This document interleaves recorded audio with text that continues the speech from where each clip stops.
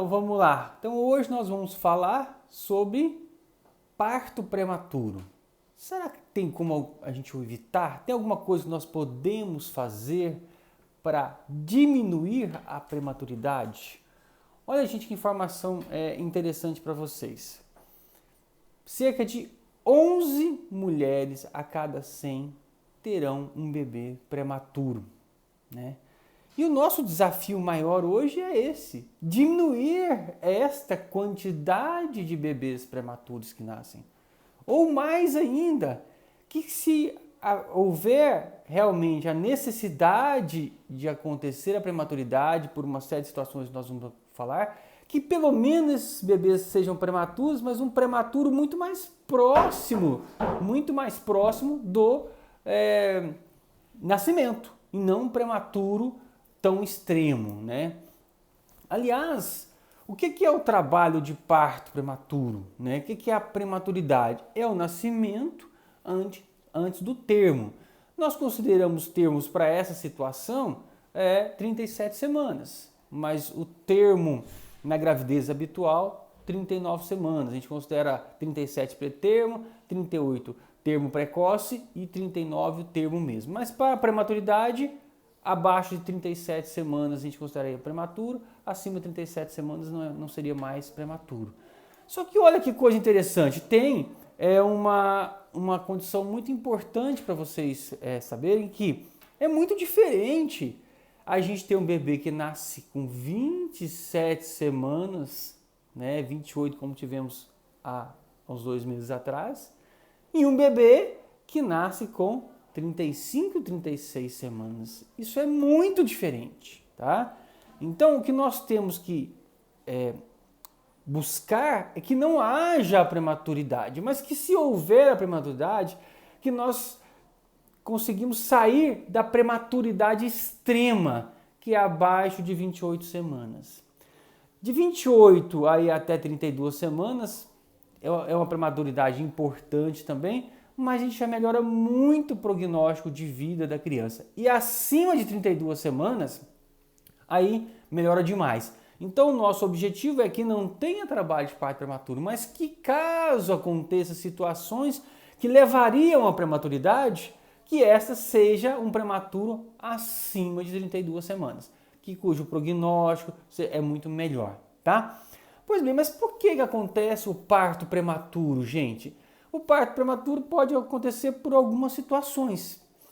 E, resumidamente, você tem um parto prematuro que ele é espontâneo, ou seja, por algum motivo da gravidez ele ocorreu. E quais seriam os motivos? Então, vamos pegar aqui para vocês nosso modelinho aqui, né? Você pode ter um parto prematuro porque houve uma alteração de colo, então esse colo encurtou, esse colo abriu, então nós vamos falar depois disso, então alteração do colo. Você pode ter uma prematuridade porque a bolsa onde está o bebê rompeu. E você pode ter uma alteração de prematuridade porque esse útero, por algum motivo, não está querendo mais ficar com o bebê aqui dentro. Então ele tem contrações, ele tem irritabilidade e ele desenvolve mecanismos para fazer o nascimento. Então essa seria a prematuridade espontânea, o trabalho de parto prematuro espontâneo. Mas você pode ter uma prematuridade que nós causamos como médico, ou seja, o bebê, como por exemplo nós tivemos aí há 1 mês e meio atrás, teve uma parada absurda de crescimento e uma alteração importante nos fluxos desse bebê. E isso leva a um risco muito grande de óbito intrauterino. Então, para que a gente preservasse a vida do bebê, se entendeu que a UTI neonatal era melhor que a UTI da barriga, que a gente sempre fica nessa briga, qual que é a UTI melhor, né? E para haver uma preservação do bebê. Então, esta prematuridade foi causada pelo obstetra, que acabou tirando o bebê porque se entendeu que várias coisas estavam acontecendo ali, em que o risco dele intraútero era maior do que fora do útero. Então você pode ter uma prematuridade causada por nós, obstetras, que a gente entendeu que é melhor o bebê, ou a prematuridade é causada por várias situações da própria gravidez, tá? Como eu expliquei para vocês. E essas situações espontâneas são situações que levam a contrações, né? que a gente não sabe muito por que acontece essa contração do útero, mas tem alguns mecanismos que são responsáveis, né, algumas situações nós vamos falar, e que façam que o bebê nasça. Então, nosso objetivo, quando desencadeia o trabalho de parto prematuro espontâneo, ou seja, que a gente não queria que acontecesse, é que a gente use mecanismos, medicamentos, drogas e atitudes para que não aconteça o parto prematuro. Se a gente souber que o bebê está bem. Ou que a gente segure o máximo possível esse parto prematuro, como tivemos agora há pouco tempo, onde 34 semanas nós seguramos e agora já está com 37 semanas e não nasceu. Então, isso é um grande benefício para o bebê, né? Para o desenvolvimento do bebê, maturidade do bebê pulmonar, por exemplo. Pois bem, eu peguei aqui um rascunhozinho para a gente conversar sobre isso. Mas, doutor, tem algum fator, tem algum motivo que eu tenho que preocupar para saber se eu posso ter um trabalho de parto prematuro ou se eu posso ter um bebê prematuro? A história familiar, gente, é um fator. Então, se você tem a irmã que teve parto prematuro, mãe que teve parto prematuro, então famílias que têm bebês que não chegam ao final, é uma coisa importante. A sua história pessoal. Se o bebê anterior foi prematuro, você teve um trabalho de parto prematuro e acabou nascendo prematuro, você tem um risco maior na próxima gravidez. Então, a sua história pessoal é muito importante também. E aí a gente tem outras situações que eu notei para vocês. Os extremos. Então, mulher muito jovem, abaixo de 19 anos, tem um risco maior de prematuridade. Mulheres acima de 40 anos também. A mesma coisa com relação ao peso. Se você é muito magrinha, com percentil muito baixo de índice de massa corpórea, ou gordinho demais, também aumenta-se a questão do parto prematuro.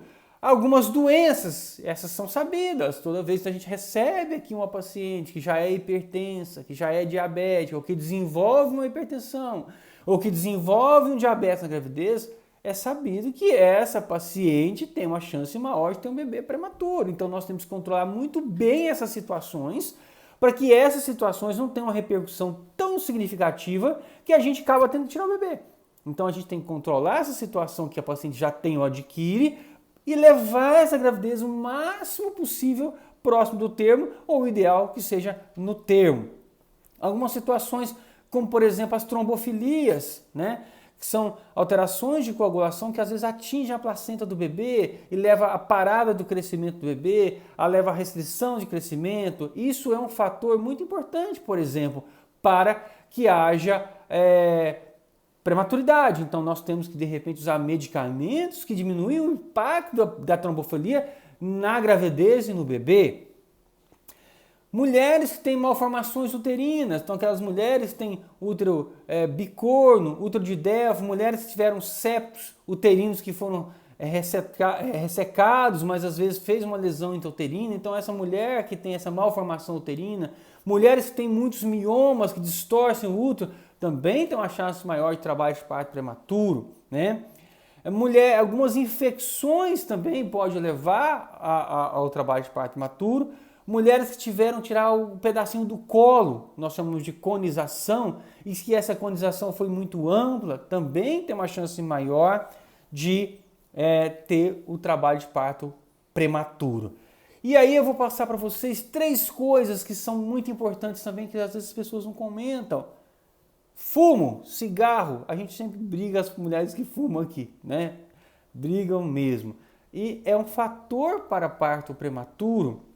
Álcool, bebida alcoólica, não deveria ingerir na gravidez, também é um fator para parto prematuro. E uma coisa muito importante, gente, que a gente às vezes, nós conversamos esse assunto ontem aqui com a gestante, o estilo de vida.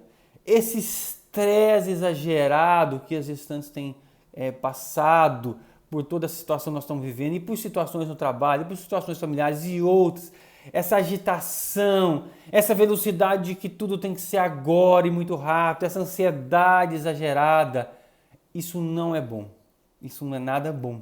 Isso faz com que haja alterações na gravidez. A gente já teve um paciente aqui que tinha 2 trabalhos, então a enfermeira trabalhava no hospital numa noite e no outro hospital na outra noite. Chega um momento que o bebê parou de crescer, né? Foi só a gente tirar ela de tudo, dar uma orientada, ela alimentar melhor, dormir melhor, se sentir melhor, menos pressionada, esse bebê voltou a ter uma taxa de crescimento normal. Então, cuidado, esse é um momento especial demais da gravidez da mulher, se dediquem a esse momento. Ninguém está falando que tem que ficar deitada, não é nada disso, isso não é bom, pelo contrário, é dizer que vocês têm que aproveitar esse momento da gravidez, curtir esse momento de uma forma natural, uma forma fisiológica, como a gravidez deve ser, né? Sem muito estresse, sem tanta preocupação.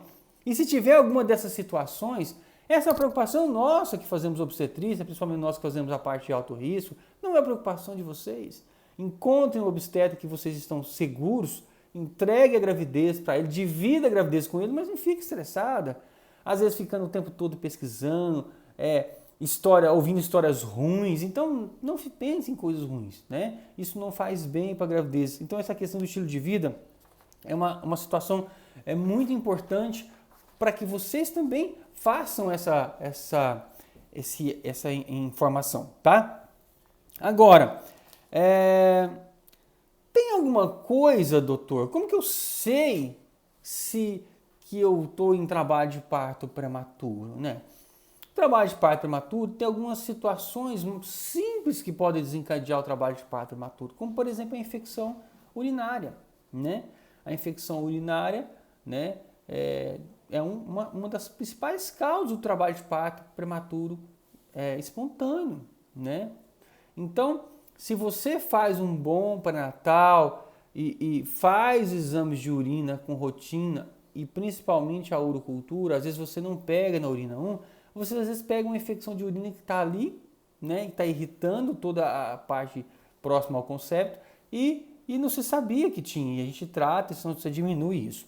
Mas hoje, um dos grandes fatores para diminuir a prematuridade, né, é o colo uterino. Então, uma avaliação importante do colo uterino, isso diminui demais a questão do bebê nascer prematuro, porque tem mulheres que o colo abre, que nós chamamos de insuficiência istmo-cervical, e tem mulheres que o colo encurta e depois ele abre, então o bebê acaba nascendo antes.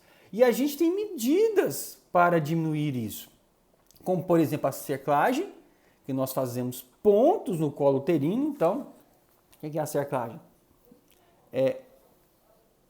Bebê, aqui o colo, onde escolhe o Papa Nicolau, que é o colo, que é um corte da vagina. Então a gente dá pontos aqui, como se fossem esses lugarzinhos aqui marcados aqui. Então a gente dá ponto aqui para que esse colo não abra. Então a cerclagem é uma das maneiras da gente diminuir a prematuridade. A gente amarra esse colo que está se abrindo. A mulher tem uma história de perda tardia, ou a gente avalia e vê que esse colo está começando a se abrir, né? A gente tem outras situações, como a gente já colocou um vídeo para vocês, como essa estrutura aqui, ó, chama-se pessário, tá? O pessário a gente encaixa aqui no colo, tá? Do útero, como se fosse a cerclagem, mas é uma estrutura de borracha que encaixa. E esse pessário, ele diminui aquele colo que está se encurtando, ele vai colocado ali, ele diminui essa progressão do colo que está cada vez mais curto e que em algum momento vai abrir. E aí acaba tendo o nascimento. E você tem, por exemplo, o uso de algumas medicações, como progesterona, que também ajuda na diminuição da prematuridade, né? E algumas atitudes também importantes. Se a gente sabe que esse bebê vai nascer, né? Ou seja, o uso do corticoide para madurar o pulmãozinho do bebê. Ah, doutor, tem que usar em todo mundo? Não, a gente só usa o corticoide quando a gente está ciente de que estamos a caminho de um bebê prematuro. Às vezes a gente segura, usou o corticoide e não nasceu, como aconteceu no caso há 2 semanas atrás. Mas a gente usa quando a gente acredita que pode estar havendo um nascimento, senão se usa isso de rotina. As pacientes nos perguntam, doutor, a minha amiga tomou o corticoide com 30 semanas, a injeção para madurar, eu tenho que tomar? Não, não tem que tomar se você não está nas situações indicadas, né? E tem outras situações, como bebês muito prematuros, a gente consegue usar drogas para diminuir, por exemplo, melhorar, preservar a parte cerebral, que a gente usa o sulfato de magnésio para melhorar a questão de ter hematomas, edemas cerebrais, né? Então isso é muito importante para preservar. Agora, isso tudo é uma situação do obstetra. A atitude importante disso é que a gente não chegue nesse ponto. Ou seja, para não chegar nesse ponto, o que tem que ser feito? Uma boa história sua, um bom exame, um pré-natal que te ouça, que faça com cuidado, uma avaliação do colo uterino na época certa, né? Se houver mudança no colo uterino, que haja essas atitudes que nós conversamos. Se houver necessidade de um procedimento, fazer o procedimento no tempo certo. Se você tiver uma doença como essas que nós explicamos para vocês, que haja possibilidade maior de ter um parto prematuro, que seja tomado atitudes com um pré-natal mais próximo, com ouvir melhor as queixas. Por exemplo, hoje tem uma incidência muito grande de gestação gemelar em função até da fertilização. Só que a grande maioria dos gemelares nascem prematuros. Para cada bebê a mais dentro da barriga, em média 4 semanas a menos de gravidez. Então, boa parte dos gemelares nasce com 36 semanas. Só que pode nascer com 34, com 33, com 35, 32. Depende muito da sua evolução da gravidez, né? Então, se você tem uma gravidez gemelar, é importante que haja um acompanhamento mais próximo e ciente de que essa é uma situação que pode acontecer. Nem todos nascem prematuros. Já tivemos várias gestações gemelares aqui que nasceram depois de 38 semanas, mas uma porcentagem que já nasceu antes. E o gemelar também, a gente tem que classificar se ele está todos os dois bebês dentro da mesma bolsa, se está em bolsas separadas. Isso muda também a atitude de programação do nascimento da gestação gemelar. O que mais nós falamos aqui para vocês? Deixa eu ver se eu deixei tudo aqui as observações para vocês. Como que eu sei que eu estou em trabalho de parto prematuro? Então você vai ter contrações, a barriga vai endurecer, com cólica e com ritmo, antes do tempo de nascimento, ou seja, antes de 37 semanas. Então, antes de 37 semanas, o bebê está em trabalho de parto prematuro, só que, normalmente, depois de 36 semanas, a gente não toma nenhuma atitude para segurar a gestação, tá?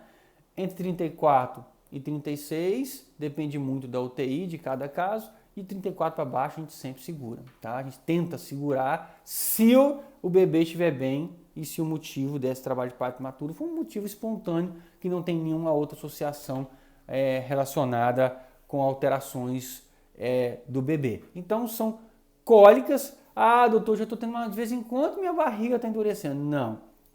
São cólicas ritmadas, tá?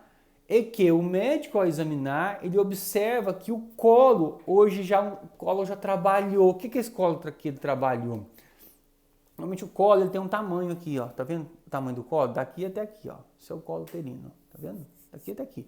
E às vezes com o trabalho de parto ele vai encurtando, ele vai ficando pequenininho, ou às vezes até abre. Esse aqui, ó, tá vendo que é só um pontinho, ele vai se abrindo. Então, você teve essas contrações ritmadas fora do período do parto, ou seja, não está no tempo certo. Você procurou o seu médico, procurou um pronto-socorro e foi observado que realmente está tendo as contrações com cólica. E além disso, esse colo, ele se trabalhou. O que é que nós vamos fazer nessa situação? Uma avaliação do bebê. O bebê está bem? Tá, então vamos segurar esse bebê. Então existem medicamentos e atitudes para segurar o bebê. Ao mesmo tempo, a gente usa medicamentos para madurar o pulmão do bebê. Porque caso a gente não consiga segurar o bebê, houve uma preparação para o nascimento e a situação do nascimento é melhor. Ao mesmo tempo, a gente avisa a UTI neonatal. Ou seja, é muito importante quando se fala em prematuridade que a gente tem uma figura essencial na obstetrícia, que é o neonatologista, que vai pegar esse bebê que não está no tempo certo e vai dar todo o suporte para que ele fique bem na UTI, ganhe peso, se desenvolva e saia bem, sem nenhuma consequência. É isso que a gente quer. Então, é uma estrutura de preparação, né? É uma preparação para esse nascimento, né? a gente não quer, mas se houver a necessidade, ou se a gente não conseguir evitar, que pelo menos esse nascimento aconteça no local que tem uma boa estrutura para receber esse bebê, tá? O que mais nós falamos? Existem algumas situações que a gente, ao examinar, a gente desconfia que tem uma chance maior de ter um trabalho de parto prematuro. Então, é muito importante, durante o pré-natal, o profissional, em determinadas fases da gravidez, fazer algumas avaliações, que ele que vai fazer mesmo, né? Para saber se tem aí uma chance maior de você ter um bebê prematuro e aí de tomar atitudes. Tá bem, gente? Bom, expliquei para vocês sobre o trabalho de parto prematuro. Deixa eu ver as perguntas aqui. Se vocês quiserem colocar alguma coisa. Vamos ver, tem já aparecer algumas coisas aqui. Eu passei algumas perguntas aqui para responder para vocês, tá? A Mariana perguntou: 2 perdas gestacional, sendo segunda gestação cerclada, infecção uterina em busca de cerclado definitivo. Esta é uma outra situação. Então, às vezes você faz a cerclagem durante a gravidez, mas ela não é às vezes suficiente para segurar, né, o bebê. Então acaba a bolsa às vezes herniando pelo canalzinho da cerclagem, ou ela se rompe, aí acontece a infecção e você perde a gestação. Então quando você faz a cerclagem definitiva, né, você faz o ponto cá em cima da cerclagem que a gente consegue fazer pela vagina durante a gravidez aqui. E quando a gente faz definitiva por cima, a gente faz aqui em cima, né? Mais alto, um outro tipo de fio, de fita, e a chance é menor de ter essa situação, Mariana, mas não é uma regra que porque fez cerclagem definitiva, 100% das situações vão acontecer, mas realmente quando você tem falha da cerclagem feita durante a gravidez, uma das indicações é se pensar na cerclagem definitiva, tá? Alguma pergunta, gente, para vocês aí? Tudo bem? Bom, a gente sempre vai fazer essa live um pouco mais curtinha, que fique mais agradável até para vocês assistirem depois e compartilhar e dar uma olhadinha. Então, o objetivo é que não haja essas 11 mulheres em 100, ou seja, esses 11% de prematuridade, e para que isso aconteça, um início interessante do pré-natal, né? Ou seja, ouvir você bem na sua história pessoal, a sua história obstétrica, a sua história familiar, isso é importante para nós. Um pré-natal que te ouve e te acompanha adequadamente. Alguns exames feitos em determinadas fases do pré-natal, onde a gente avalia situações que podem levar à prematuridade, tá? Isso é fundamental.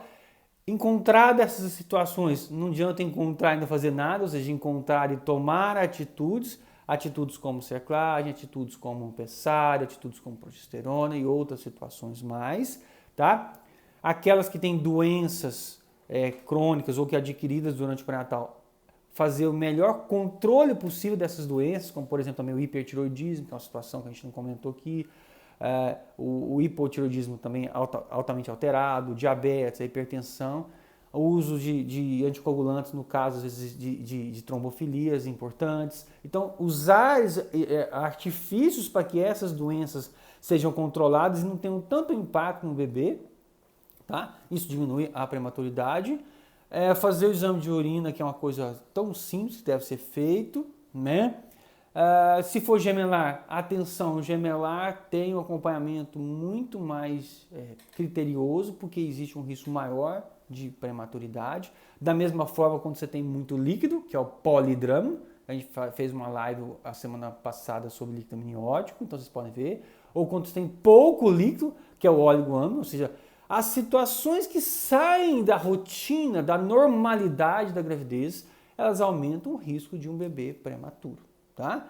Que seja um prematuro espontâneo, como eu expliquei, ou um prematuro que a gente acaba tendo que causar essa prematuridade para uma proteção do bebê, tá? Da gravidez e do bebê fora do útero, numa condição melhor que a UTI neonatal, tá? Então, isso é o que é mais importante em prematuridade. Um bom pré-natal, um segmento bem de perto, atitudes que podem ser tomadas. Se houver necessidade de inibir, que seja feita a inibição no local em que haja um suporte de UTI neonatal, uma boa parceria com o neonatologista e principalmente um bom relacionamento com o obstetra para que a queixa real de trabalho de parto prematuro a gente consiga fazer o diagnóstico e interferir rapidamente para que o bebê não nasça de forma prematura. Tá bom, gente? Então a gente vai encerrando por aqui. Um bom dia para vocês e um resto de dia abençoado, tá bom? Beijão.